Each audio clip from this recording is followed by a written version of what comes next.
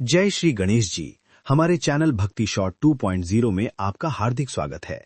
भक्ति short video में आपका अभिनंदन है। आज हम सुनेंगे गणेश चतुर्थी की पावन और चमत्कारी व्रत कथा तथा जानेंगे कि इस दिन चंद्रमा को क्यों नहीं देखा जाता। तो आइए सच्चे मन से गणपति बप्पा का स्मरण करते हुए कथा आरंभ करते हैं। एक बार भगवान शिव भोगावती नदी पर स्नान करने गए।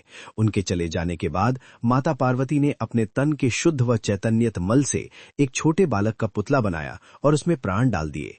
उसका नाम गणेश रखा और उसे द्वार पर बैठा कर कहा कि जब तक मैं स्नान कर रही हूं किसी को अंदर मत आने देना। स्नान के बाद जब शिवजी वहां पहुंचे तो गणेश जी ने उन्हें द्वार पर ही रोक लिया। शिवजी ने बहुत समझाया पर गणेश जी नहीं माने। तब क्रोधित होकर शिवजी ने त्रिशूल से उनका सिर काट दिया और भीतर चले गए। जब माता पार्वती को ये ज्ञात हुआ तो वे अत्यंत क्रोधित हुईं और ब्रह्मांड को नष्ट करने की धमकी दी। उन्हें शांत करने के लिए शिवजी ने अपने गणों को आदेश दिया कि उत्तर दिशा में जो पहला जीव दिखाई दे उसका सिर ले आओ। गणों को एक हाथी मिला और उसका सिर लाकर बालक के धड़ पर स्थापित किया गया।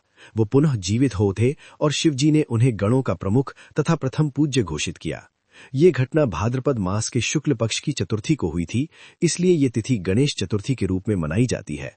इस दिन व्रत रखने और कथा सुनने से मनोकामनाएं पूर्ण होती हैं, जीवन के विघ्न दूर होते हैं तथा रिद्धि सिद्धि की प्राप्ति होती है। गणेश जी को मोदक और मोतीचूर के लड्डू अत्यंत प्रिय हैं। इस दिन स्नान आदि करके उनकी प्रतिमा को सिंदूर अर्पित कर षोडशोपचार विधि से पूजा की जाती है और 21 लड्डुओं का भोग लगाया जाता है, जिनमें से 5 प्रतिमा के पास रखकर शेष ब्राह्मणों को दान दिए जाते हैं तथा बाद में शुभ मुहूर्त में प्रतिमा का विसर्जन किया जाता है। अब जानिए इस दिन चंद्रमा को क्यों नहीं देखा जाता। एक बार सभी देवता गणेश जी की स्तुति कर रहे थे, परंतु चंद्रदेव को अपने सौंदर्य पर अभिमान था और वे मंद मंद मुस्कुरा रहे थे। गणेश जी समझ गए कि वे उनका उपहास कर रहे हैं। क्रोधित होकर उन्होंने चंद्रमा को काले पड़ जाने का श्राप दे दिया। जब चंद्रदेव ने क्षमा मांगी तब गणेश जी ने कहा कि तुम पूर्णिमा के दिन पूर्ण तेजस्वी रहोगे, लेकिन भाद्रपद शुक्ल चतुर्थी के दिन जो भी तुम्हारा दर्शन करेगा उस पर झूठा आरोप लगेगा। कहा जाता है कि इसी कारण श्री कृष्ण पर भी झूठा आरोप लगा था जब उन्होंने इस दिन चंद्र दर्शन किया था। इसलिए आज भी गणेश चतुर्थी के दिन चंद्रमा को देखना वर्जित माना जाता है।